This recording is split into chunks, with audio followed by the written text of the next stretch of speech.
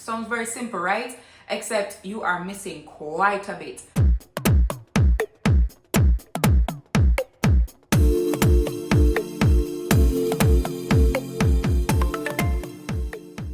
Hey guys, welcome back to my channel. So today, which is International Women's Day, is the day I'm recording this video, but I had to say it because look, I got free coffee from Cafe Blue and I really appreciate it. It's decaf. I've been on my journey for a whole 7 days of no caffeine, so I've been drinking decaf, and I went to get some decaf a while ago. Heard that, you know, because I'm a woman, they're giving me coffee, so I had to accept. This is decaf, and I just want to say thank you so much. Now guys, this video, I have some information for you. Some of you may be ready to receive this information, some of you may not be ready to receive it right now, but I'm pretty sure you need to archive it so that you can come back to it when you are ready. Today I'm going to teach you, I'm going to tell you, I'm going to share with you 5 major things they don't tell you about the process of buying real estate. Now listen to me when I tell you. It sounds very straightforward, which is just I'm gonna go find a house or a piece of land or somewhere. I'm gonna give them money and I move on and go along my day. Or it may sound simple to say I find a piece of land, I find somewhere to buy, I go to the bank, apply for a loan, the bank gives the owner of the land the money and I get the land. Sounds very simple, right? Except you are missing quite a bit. The first thing I'm going to share with you is the closing costs, or the costs associated with purchasing real estate. I cannot tell you how many times I've had clients who are just so shocked by how much money they need to have upfront to be able to comfortably afford a real estate transaction. Now let me just pause here to say that some banks will approve the entire cost of the transaction for you. So they will approve 100% financing for the property, plus they may give you 10% of the value of the transaction in terms of cash for you to put towards your closing costs. JN Bank does that. I think they still do. I'm not really sure, but I know up until last year for sure they were doing it. Now, is this something you should be doing? I'm going to be very honest with you. I do not think that if you're going to start buying real estate, whether it is to live in or it is for, worse, if it's for investment property, that you should be taking on a loan facility that gives you 110%. Because if it's for investment property, your monthly payment is going to be so high, it's going to be very difficult for you to break even. If not, you're not going to break even, period, but most times. But worse, with an additional loan facility, it's going to be very difficult. So I would say stay away from that. But what do I know, right? I'm just some regular girl here on YouTube. Next thing is that as relates to the costs, so many people don't know that when you're buying real estate, you tend to have to put on between 5 to 10% of the value of the property, not the transaction. Now, the transaction is different because in terms of the bank, or from the bank's perspective, they may be giving you a $20 million mortgage for a $30 million place. So the $20 million would be the transaction cost for the bank, and the $30 million would be the value of the property. Now, as it relates to the deposit is usually 5 to 10% of the value of the property. So if you're going for a $30 million property, then you're looking to put on at least $3 million on as deposit for this property. Some attorneys will accept $1.5 million since they have reduced transfer tax. So that's something that you should keep in mind, you should bear in mind. But here's the thing, guys.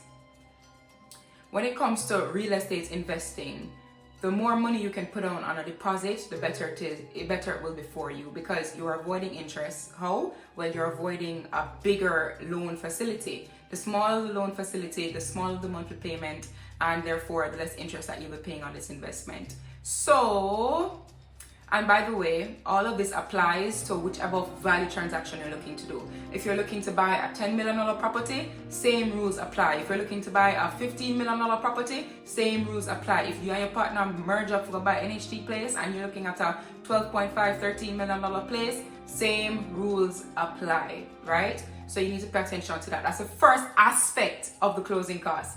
So aside from the deposit, that's the first aspect of the money that you need to have, I should say, which is the deposit. The rest of it would be the closing costs. So now you have to think of your attorney's fee, which is usually between 2.5 to 3% plus GCT. Do not forget the GCT plus GCT. Then you have the bank's processing fee, which is usually between 1.5% to some banks even do 2.5 to 3% plus GCT. This is on the value of the transaction, the mortgage itself. So for example, if you're looking to see practically how this would work, if you're taking out a $15 million mortgage, they would calculate, let's say 1.5% plus GCT of the $15 million, and that would be the bank's processing fee. Aside from that, you also have to pay your, I call them your government fees. So you have to pay your registration fee, your stamp duty, etc. These are not as high as your attorney's cost and your bank's processing fee, but they are not negligible. You need to pay attention to this. Ask your attorney to give you a breakdown of it before you even enter into any transaction. It's a percentage of the value of the property. For example, except for stamp duty. Stamp duty is $2,500, each party paying $2,500. Registration fee, I'm gonna be very honest with you, I can't remember from the top of my head what registration fee is. I think it's 0.25% or 0.025%, I think, something to that effect, but it's not negligible, right? These are the major closing costs that you'll be looking at. But let me tell you something, a good rule of thumb is to just calculate 17% of the value of the property, and you'll get an idea as to how much cash you will need up front to comfortably close this sale. So for example, pulling up my calculator here, let's go on the calculator. If you're doing a $15 million transaction, you will need $2.6 million cash to comfortably close that sale. And it's very important for you to think of closing the sale comfortably, because if you don't have the money and you're thinking, oh, I can get the money by X date before they will need it, I cannot tell you how many times I've seen people run into problems by virtue of that. And it put yourself in a very dangerous position, because if it's time for you to pay some money as per the agreement for sale, but you are not able to, or you are severely delayed, you would be in breach of your contract. This is not legal advice, but you'd be in breach of your contract and basically at the mercy of the vendor. So you need to just have all of the cash ready to go, even though the transaction is most likely going to run you from between 3 to 6 months. Have all of the cash ready to go, because you never know what kind of transaction you will have. Perhaps yours will close even before the 3 months, maybe a couple days shy of the 3 months. So just have the cash ready to go. All right.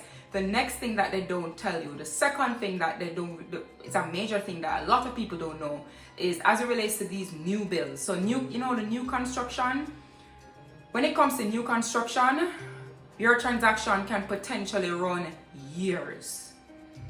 Yes, the plus side is that you're getting somewhere new. Is you first lived there, everything is new, the countertop is new, the tiles are new, the painting is fresh, the place look modern. Yes, those are the plus, that's the plus side. But the downside to it is that you have to be prepared potentially to wait years, because what tends to happen is that these new builds, they tend to be sold out even before the complex is finished, like long before the complex is finished. For example, this is not uncommon at all. The complex has maybe a year left to go, has maybe like 8 months left to go, and it's completely sold out. So what tends to happen is that people who are interested in new builds, they tend to secure their unit even though the construction is not finished. Now, obviously you can't move into this place. You will not get your letters of possession unless the place is finished. Certificate of practical completion is issued. You will not be able to get your letters of possession, and therefore you will not be able to move in. So you have to be prepared to wait at least that time frame. As it relates to the construction, it gets even worse if the developer or the vendor, they still have some legal documents to sort out. Now it's in the hands of the government, which, you know anything about Jamaican government, they are not the most efficient in terms of time. So you have to be prepared to wait a very long time. That's just a trade-off that you're looking at. That's a major thing that a lot of people don't know. The third thing that a lot of people don't know is that when you're purchasing property, there are certain documents that you need to have in order to proceed with the sale. The bank will not touch an application for you if you're going via mortgage if you do not have a surveyor's ID report and you do not have a valuation report. These are the two major reports that the bank will need before they even touch an application of yours with respect to mortgage. Now, this cost of these reports is another thing that people tend to not prepare for. It's not negligible. For example, both of them are actually determined on a percentage basis, but more or less. But I mean, for example, if you're looking to do a $23 million transaction or let's say a $20 million transaction, I'm gonna tell you what you need to have ready. I'm pulling out my calculator. So $20 million transaction, you need to have at least, oh my goodness, my calculator is not, my fingers are not working with me today. It's because I haven't been doing my caffeine, you know. But oh well. You need to have at least, for a $20 million transaction, you need to have at least $200,000 ready to go for reports to be comfortable in getting these reports done. It's probably going to cost less, but not like whole heap less. So it's a cost that people don't tend to factor in, but you should. The bank will not touch it unless you have these reports. This brings me to my fourth point, which is that a pre-approval or pre-qualification letter from the bank, which basically says, hey, we've looked at your documents and we will be willing to approve a $15 million transaction for your $15 million mortgage. That does not mean that you are going to get approved. I know it sounds weird, but listen, I'm talking from experience here. It does not mean you are going to get approved.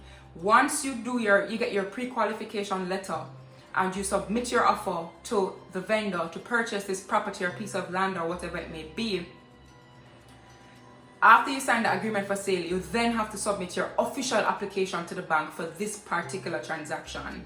Now, this is when it goes to the adjudicators. They determine if they're going to give you this mortgage or not. They may say that, you know what, because there's a change in your circumstances. For example, you change jobs, and this is, cannot tell you how many times I've seen this. You change jobs. You're getting paid now, let's say $200,000 per month, and you change jobs. You're now in a $300,000 per month job. You're thinking, this is great. The bank is going to approve me because I get more money. Actually, you may be declined. Why? You're most likely going to go through a probation period in your new job, and the bank is not inclined to accept or approve an application if you're on a probation. So even though you got a pre-qual before, that pre-qual was for your current your circumstances at that point, not for your new set of circumstances. Another example, and you see it on TikTok all the time, probably you never understood why they were doing it, but realtors make TikTok saying, you know, they're about to close and they see their client drive up in a new Benz and they go, oh my God, oh no, oh no, oh no, no, no. It's because the change of circumstances, it's likely that the bank will not approve the application because of the change of circumstances. So if you are in a real estate transaction, do not even move a muscle. Try not to change anything. Do not take on any more loans. Don't even take out any new credit cards. Don't change your car. Don't do anything. Don't change your job. Just maintain everything as is until you close the sale. The last point I'm going to share with you, the last major thing that so many people don't talk about, is the actual mortgage payment. So I'm pretty sure you've heard people say, oh, I have my mortgage and my mortgage is like $100,000 per month. The thing about it is that, you see, when you look at the breakdown of this mortgage, it's not just your mortgage payment. It includes life insurance most times, because, and go watch my life insurance video to understand more about what I'm about to say, but life insurance, you have to have life insurance in order to get approved for a mortgage. If you don't have life insurance, you are not getting approved for a mortgage. If you, for example, need a $20 million mortgage, you have to have $20 million worth of life insurance. Most times people don't know this, and so they go into the bank for a mortgage. The bank asks you, do you have insurance? You tell them no. They don't make a big fuss over it. They just sign up some applications for you and you get life insurance. That is not free. That monthly payment, because yes, you are paying it monthly, is roped into your mortgage payment. In addition, sometimes to peril insurance. Most banks do peril insurance annually, but I'm sure you can find it on a monthly basis that will be roped into in your monthly. Another thing you have to think about, which is not included in your mortgage payment, but it's still an expense you have to pay, especially if you are purchasing an apartment in a complex, is maintenance costs. And maintenance costs in Kingston, oh my God, can run you some big bucks, okay? I have had clients who have monthly maintenance costs of 300,000 Jamaican dollars per month, in addition to all of their payments. it's to maintain the property. So the more extravagant your property is, the complex is, the higher the maintenance cost is gonna be. The simpler the complex is, the lower the maintenance cost is gonna be. But it's not a negligible sum, I am telling you. So you need to factor that in. So these 5 tips, these 5 things I'm sharing with you are things that so many people don't know, but I'm hoping that if you are one of them, now you know and you understand everything I said in this video. That is all I have for you in this video. If you found the content useful, please, I ask you, I beg you all the time, just help the algorithm. If you like, share, comment, and subscribe, the algorithm will push the video out to more people so we can all be more educated. So I'd really appreciate it. I'll see you in my next video. Bye.